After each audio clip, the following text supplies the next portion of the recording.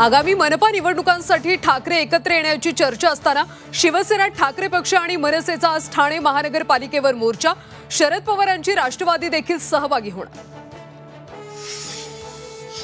काँग्रेसला सोबत घेण्याची राज ठाकरेंची इच्छा. खासदार संजय राऊतांचं मोठं वक्तव्य. मनसेच्या महाविकास आघाडीच्या एंट्रीच्या चर्चांना पुन्हा उधाण.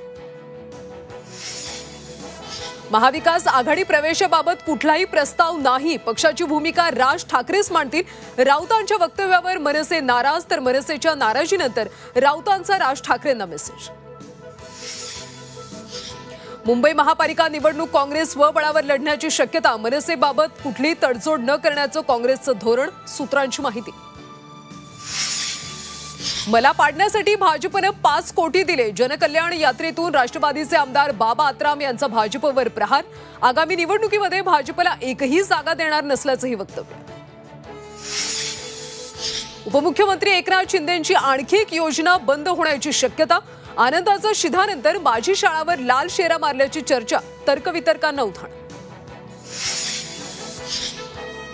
GR रद्द करा, अन्यथा ओबीसींची मतं विसरा. लक्ष्मण हाकेंचा राज्य सरकारला इशारा.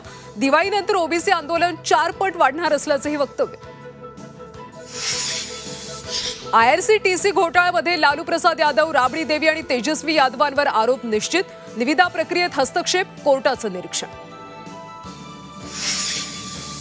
अंबरनाथ बदलापूर रेल्वे स्थानकादरम्यान एक्सप्रेसवर दगडफेक. कोयना आणि शिर्डी एक्सप्रेसवर 2 वेगवेगळ्या ठिकाणी दगडफेकीची घटना. कुणालाही इजा नाही.